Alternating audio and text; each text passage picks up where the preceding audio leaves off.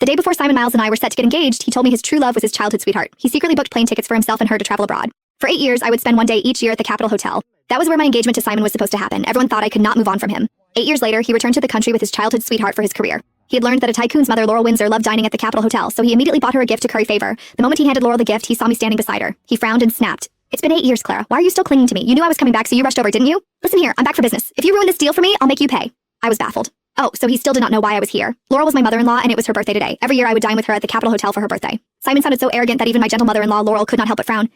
"Mr. Miles, barging in on my dinner is rude enough, but to act so insolently toward the person beside me. Are you trying to say the Windsor family is insignificant to you?" As the mother of the wealthiest tycoon, Laurel's voice held natural authority. She gave Simon a cold, warning look as she spoke. Simon panicked when he heard this. Just as he stepped forward to explain, someone spoke from behind him in a deliberately pitiful voice. "Some people really know how to work their charms. In just 8 years, you've managed to fool even Madame Windsor herself into defending you." It was Simon's beloved childhood friend, Iris. She was clad in designer brands from head to toe. As she walked over, she kept raising her right hand to show off her diamond ring. Then she put on an innocent look and leaned toward Laurel.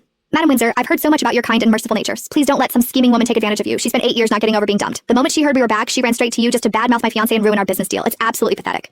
When I heard her words, I understood what these two clowns were really after today. They had come to sling mud at me. I scoffed and said, "8 years, and you've only gotten more shameless." "Clara, shut your mouth." Glaring at me, Simon immediately stepped in and shielded Iris behind him. "I won't let you talk about Iris that way. I was the one who broke off the engagement with you. I was the one who fell in love with Iris. If you have a problem, take it up with me. Don't pick on her just because she's timid."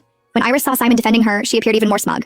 But then she quickly squeezed out a few tears and sobbed. "Simon, please don't. As long as Clara agrees not to badmouth you to Madame Windsor, I'll step aside if that's what it takes." She then turned to Laurel and spoke to her in a tearful voice. "Madame Windsor, I know Clara resents Simon because she waited 8 years and couldn't have him. She must have said all kinds of terrible things about him to you. But if you just give him a chance to work with you, I'm willing to even give Simon up to Clara."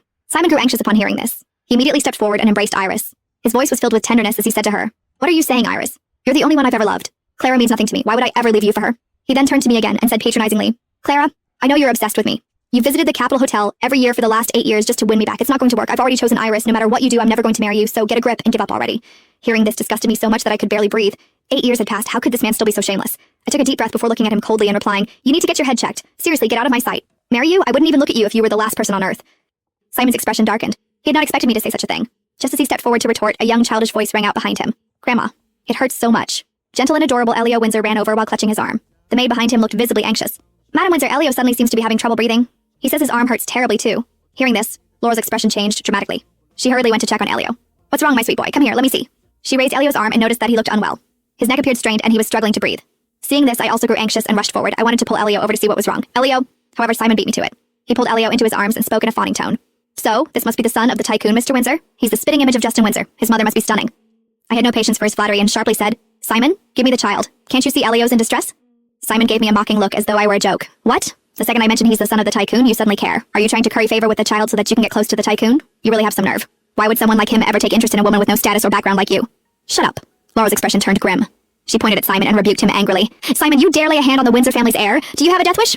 Before Laurel could finish speaking, Iris abruptly let out a cry. She pointed at Elio's little face and urgently said, "Oh my. The kid's lips are turning purple. This is a sign of pollen allergy. Who put all these lilies in the room? Are they trying to kill a child?" A nearby maid instinctively looked at me and said, "It was the miss... So it was you." Iris did not let the maid finish. She cut in first as if she had caught my misdeed. "Clara, lily pollen isn't poisonous on its own, but the reed diffuser on the table has a strong smell. You must have tampered with that too. The two scents don't mix. That's why the little boy is having an allergic reaction." Laurel frowned and asked her, "You know perfumery?" Iris feigned modesty in response. "Forgive me for showing off in front of you, Madame Windsor. I've loved artisanal arts and crafts since I was a child. I know a little about perfumery and painting." Hearing this, Simon stepped forward with a smile and chimed in. "Iris, stop selling yourself short. Your knowledge of perfumery is internationally renowned. How can you say you only know a little?" I was beside myself with anxiety and I tried to reach Elio. "Simon, let go of me. I don't care what you two do with your perfumery. If anything happens to Elio, I swear you'll pay for it."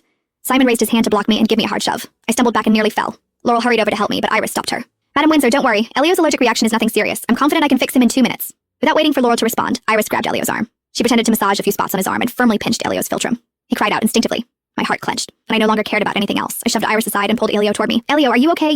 While I was frantic with worry, Elio let out a long exhale. The color in his face somewhat improved. I relaxed a little, but my anger had reached its peak. The moment I turned to confront them, Iris clutched her stomach in pain. She pointed at me and spoke in a tearful voice. "Clara, how could you be so heartless? Are you seriously trying to hurt my baby? Do you have to be this cruel just because Simon doesn't love you?" Simon anxiously held her and looked at me with deep disgust. "Clara, I knew it. You really still can't let go of me. You even found out that Iris is pregnant. Are you trying to get rid of our child while everyone's distracted? I'm warning you, even without this kid, I'm still never going to marry you." I could no longer hold back and interrupted the two of them. "When did you ever hear me say I wanted to marry you? 8 years have passed and you're still just as disgusting and full of yourselves. This is your last warning. Get out."